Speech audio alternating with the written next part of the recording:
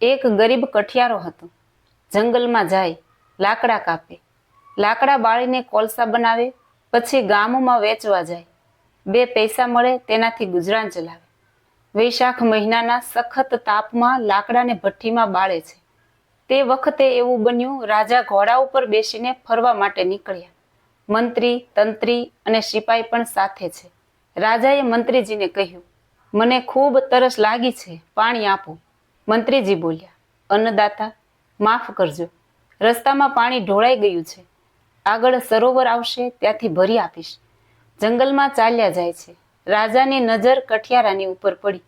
સખત તાપમાં અગ્નિની ભઠ્ઠીની આજુબાજુમાં લાકડા સરખા ગોઠવે છે. પરસેવાથી રેબઝેબ થઈ ગયો છે. બાજુમાં વડનું ઘેઘૂર વૃક્ષ હતું. તેના થડની પાસે માટીનું માટલું જોયું. રાજા નજીક ગયા. રાજા બોલ્યા, કઠિયારાભાઈ, તરસ બહુ લાગી છે, પાણી હોય તો આપો ને. કઠિયારાએ પ્રેમથી પાણી પાયું. રાજા ખુશ થઈ ગયા. કઠિયારો ભલો માણસ છે, એણે મને ખરી વેળાએ પાણી આપ્યું, તો મારે તેને કંઈક આપવું જોઈએ. કઠિયારાભાઈ, તમારું નામ શું છે? મારું નામ જીવાભાઈ છે. પછી રાજા પોતાના દરબારમાં આવ્યા.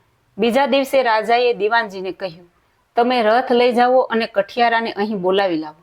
કઠિયારો આવ્યો, 2 હાથ જોડી ઊભો છે. અન્નદાતા, મારા જેવું શું કામ છે?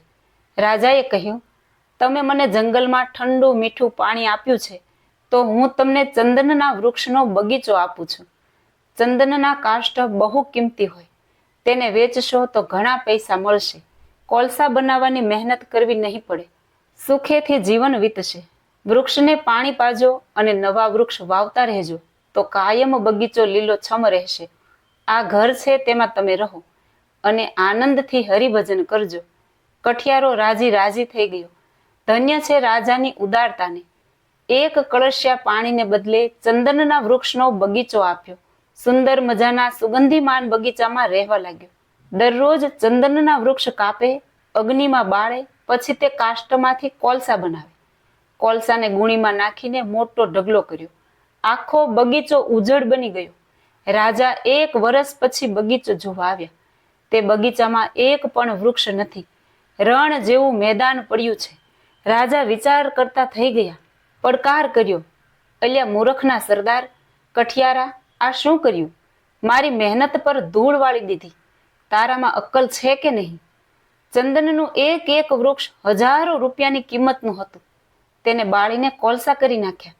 તને બગીચાની કોઈ કિંમત નથી.